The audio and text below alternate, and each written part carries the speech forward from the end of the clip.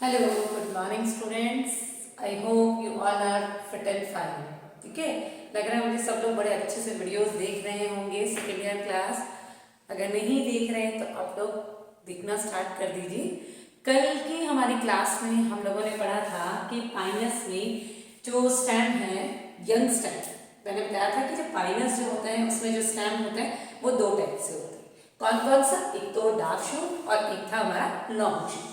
Dark shoot means जिसकी growth limited होती है, ठीक है, और जो आगे बढ़ नहीं पाता।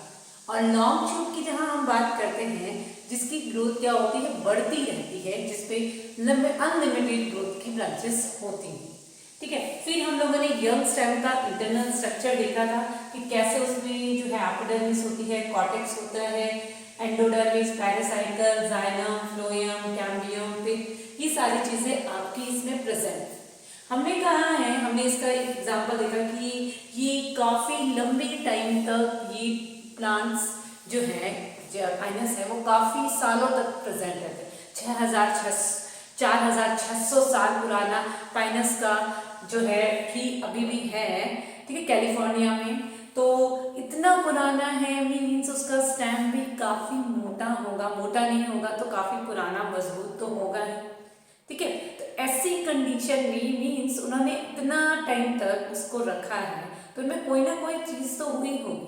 तो उनमें ये क्या करता है, सेकेंडरी ग्रोथ कर, क्या करता है स्टेम, क्या करेगा, सेकेंडरी ग्रोथ करेगा। अब सेकेंडरी ग्रोथ स्टेम में कैसे होती है वो आप एक बार देखेंगे कि स्टेम में हम लोग सेकेंडरी ग्रोथ की अगर बात करें तो जैसे हम लोगों ने लास्ट क्लासेस में देखा था रूट में सेकेंडरी ग्रोथ। रूट में हमने सेकेंडरी ग्रोथ जब देखी थी तो हमने क्या करा था, 4 स्टेप पढ़े थे। क्या था पहला? Formation of vascular cambium, formation of vascular cambium. दूसरा था एक्टिवेशन ऑफ वेस्कुलर कैम्बियम। तीसरा था फॉर्मेशन ऑफ कॉर्क कैम्बियम और एक्टिवेशन ऑफ कॉर्क कैम्बियम। जिस तरह से आपने रूट में ये 4 स्टेप देखे थे, formation of vascular cambium, activation of vascular cambium, formation of cork cambium, activation of cork cambium. देखो एक चीज और बता रही हूँ, ये जो सेकेंडरी ग्रोथ है ये केवल सेकेंड ईयर में ही नहीं, आपके फाइनल ईयर में भी फर्स्ट पेपर जो होगा उसमें काम है। वहां पर भी आपको सेकेंडरी ग्रोथ प्लांट्स में बतानी है। वहां पे तो आप अब नॉर्मल सेकेंडरी ग्रोथ भी पढ़ेंगे, असामान्य द्वितीयक वृद्धि भी पढ़ेंगे। तो इसलिए आप ये ना सोचे कि ये आपके काम नहीं आएंगे, इसीलिए मैं इसको ज्यादा अच्छे से बताने की कोशिश कर रही हूँ कि आप लोग इस बार भी समझ ले तो इस बार समझने से इस बार भी मार्क्स आ जाए, और नेक्स्ट ईयर तो करनी ही करनी है तब भी आ जाए। तो आप इसको छोड़े ना, आप इसको अच्छे से वापस से देखना स्टार्ट करें कि कैसे सेकेंडरी ग्रोथ जो है वो होती है। क्लियर? तो पहली बात हम करते हैं फॉर्मेशन ऑफ वेस्कुलर कैम्बियम। देखो सिंपल सी बात है, ये हमारे पास एक यंग स्टेम का लाइन डायग्राम है। इसमें आप देख रहे हो कि इनमें कैम्बियम प्रेजेंट है। स्टेम जो होता है उसमें ओपन वेस्कुलर बंडल होते हैं, और ओपन वेस्कुलर बंडल जहां हो रहे हैं वहां पर क्या होगा, कैम्बियम प्रेजेंट होगी। भाई मैं अगर एक वेस्कुलर बंडल का स्ट्रक्चर बनाऊं तो इसमें अगर ये फ्लोएम है, ठीक है, और ये जाइलम है, और इसके बीच में ये कैम्बियम अगर प्रेजेंट है तो इस तरह का वेस्कुलर बंडल हमारा क्या कहलाता है, ओपन वेस्कुलर बंडल। और अगर कैम्बियम नहीं है तो इसको हम क्लोज वेस्कुलर बंडल कहेंगे। तो जब सेकेंडरी ग्रोथ होती है तो पहला स्टेप जो आता है आपका फॉर्मेशन ऑफ वेस्कुलर कैम्बियम। ये कैसे आता है, इसमें क्या होगा कि ये जो आपकी कैम्बियम है जो वेस्कुलर बंडल के बीच में, इसके अलावा यहाँ जो हमारा खाली जगह जो बची है इसमें हमारे संयोजी ऊतक कनेक्टिव टिश्यू, ये कनेक्टिव टिश्यू भी क्या करेंगे, छोटे छोटे पैचेस बना देंगे, छोटे छोटे पार्ट्स बना देंगे। अब ये जो हमारी है इसको हम कहेंगे फेसिकुलर कैम्बियम, ठीक है। और ये जो बने हैं ना, ये इंटर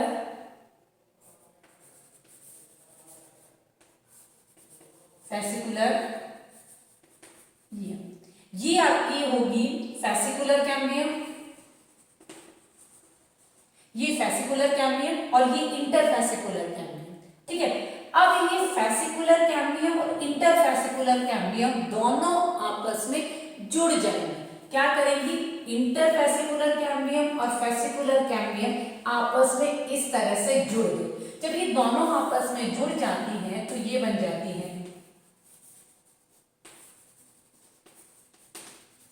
ये क्या बन गई?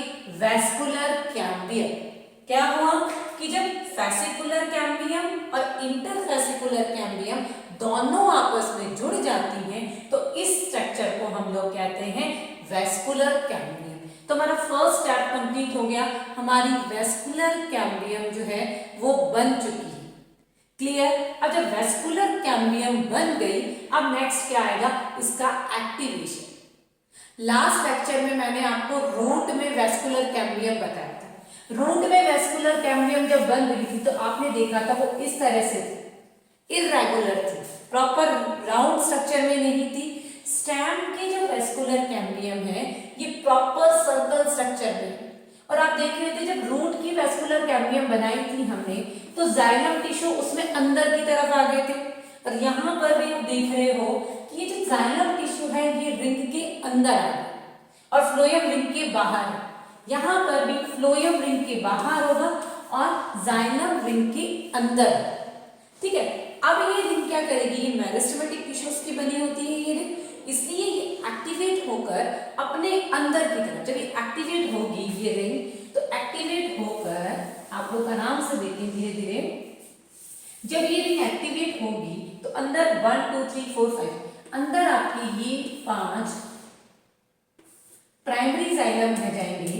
ये हमारी वेस्कुलर कैम्बियम है और अंदर की तरफ ये इस तरह से क्या बना लेगी?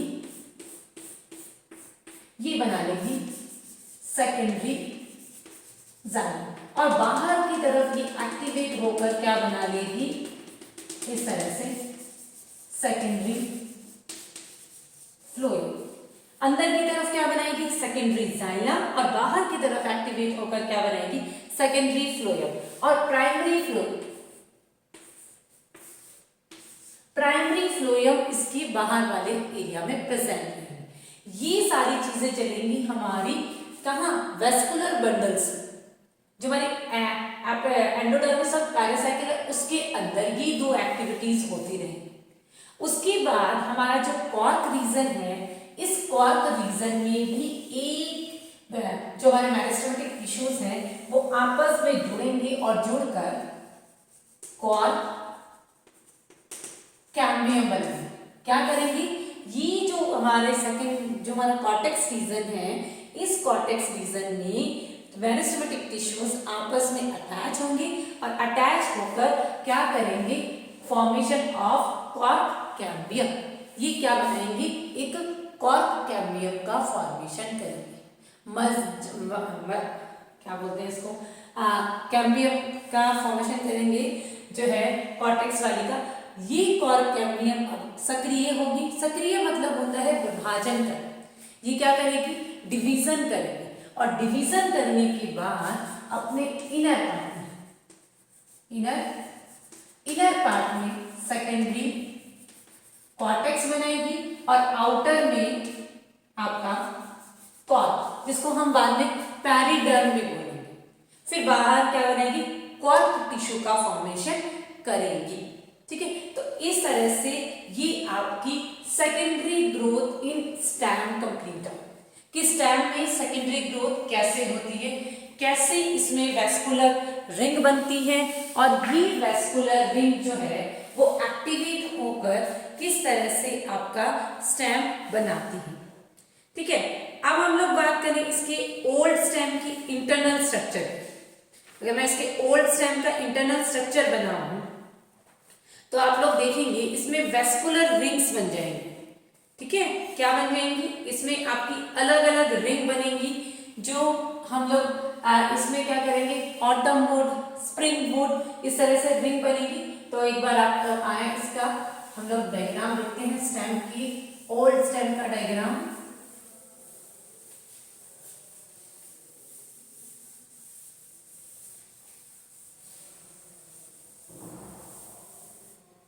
पाइनस का जो प्लांट है उसकी ओल्ड स्टेम का अगर आप डायग्राम देखोगे, सबसे ऊपर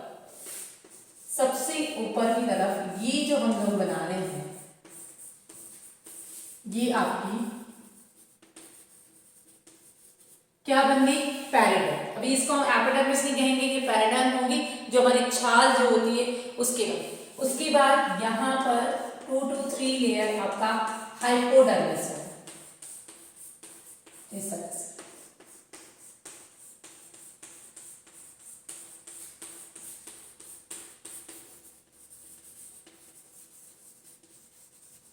ये आपका क्या बन गया, हाइपोडर्मिस। हाइपोडर्मिस के बाद में आपको यहाँ पर जो है, हाइपोडर्मिस के बाद में आपको मिलेगा स्क्लेरन काइमेटस सेल्स मिलेंगी कुछ। देखो अब मैं इनको स्क्लेरन काइमेटस बना दूंगी, तो इसको स्क्लेरन काइमेटस बनाने के लिए मुझे क्या करना पड़ेगा, इस तरह से।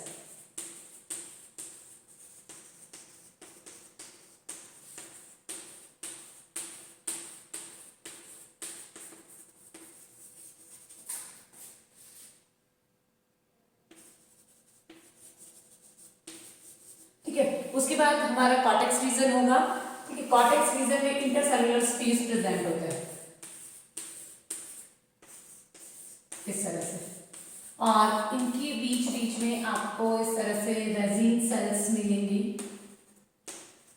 ये रेजिन के नाम, ये कॉर्टेक्स रीजन है। ठीक है, वो आपको रेजिन के नाम दिख रही है, ये आपका कॉर्टेक्स रीजन है। अब कॉर्टेक्स रीजन के जस्ट बाद आपको मिलेगा हमारा सेकेंडरी फ्लूइड, इस तरह से।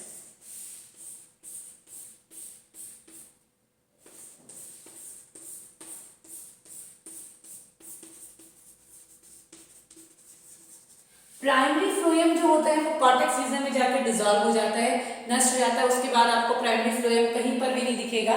तो प्राइमरी फ्लोएम जो है वो यहाँ से हट चुका है। उसके बाद आपको जो है देखा आपने सेकेंडरी फ्लोएम, उसके बाद में आपको दिखेगा बीच में अपना वेस्कुलर जो कैम्बियम है उसकी स्ट्रक्चर दिखेगी। ये आपकी वेस्कुलर कैम्बियम है।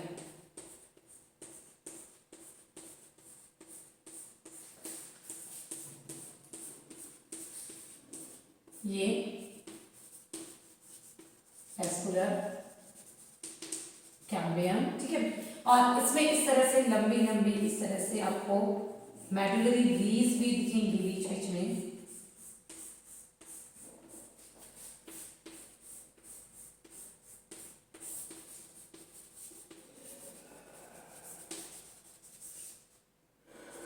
रेज, ठीक है, और ये आपका सेकेंडरी साइड है। ये जो मैं बीच से बना रही हूँ इनके,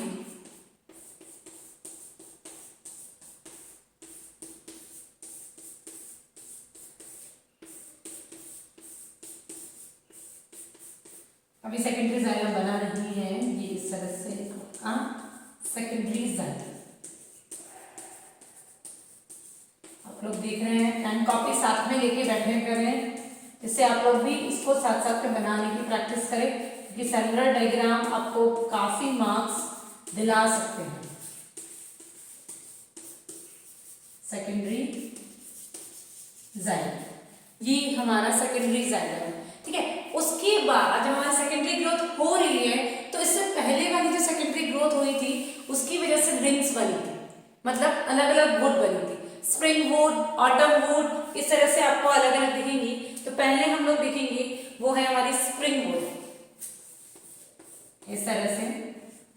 स्प्रिंग वुड में भी मेडुलरी रीज आपकी कंटिन्यू रहेंगी।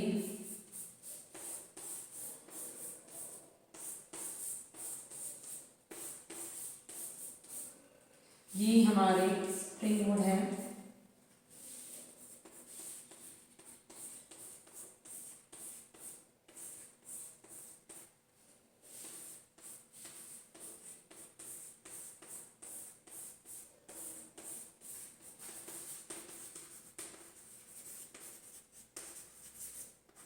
Spring would.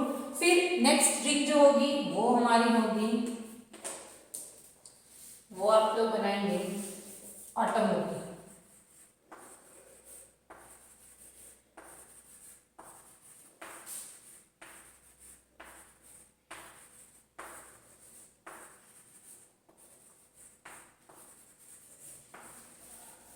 ये आप लोग बनाएंगे इसमें इस तरह से।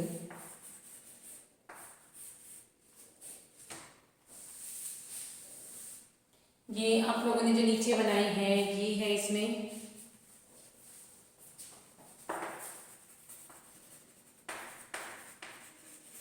ये बन गई इसमें ऑटम वुड। इस तरह से next spring would, autumn would, spring would, autumn would, इस तरह से ये चलता रहेगा।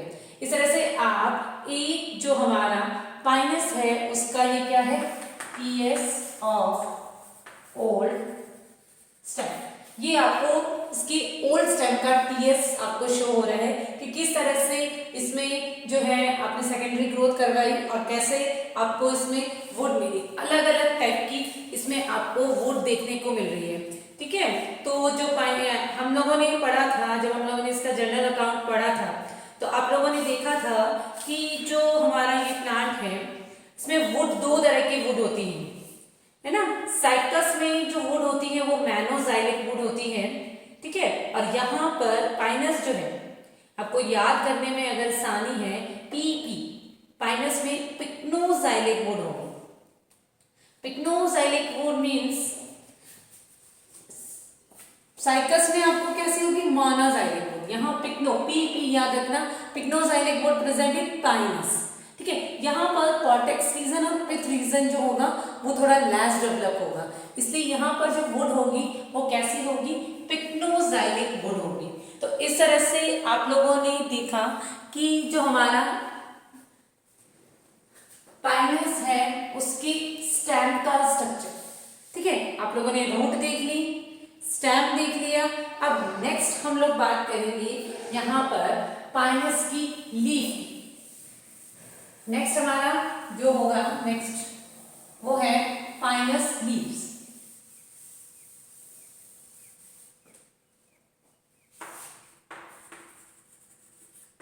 पाइनस में लीव्स कैसे होते हैं। अब पाइनस की लीव्स की बात करें तो पाइनस में जो लीव्स होती हैं वो भी कैसी होती हैं, डायमॉर्फिक लीव्स होती हैं। पाइनस में लीव्स भी आपको कैसे दिखेंगी, डायमॉर्फिक।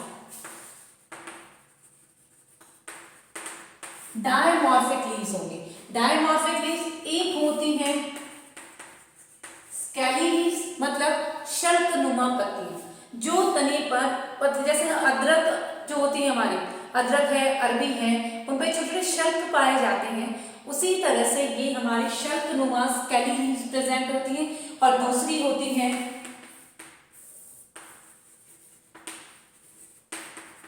फॉलीज लीव्स, जो मेनली फोटोसिंथेसिस करने की बात करते हैं। अब हम लोग बात करें स्केली लीव्स जो है, ये बात करें तो जो स्केली लीव्स होती हैं वो डार्क ब्राउन कलर की, थिन, स्मॉल होती हैं, ठीक है। डार्क ब्राउन कलर की होंगी, थिन होंगी, स्मॉल होंगी।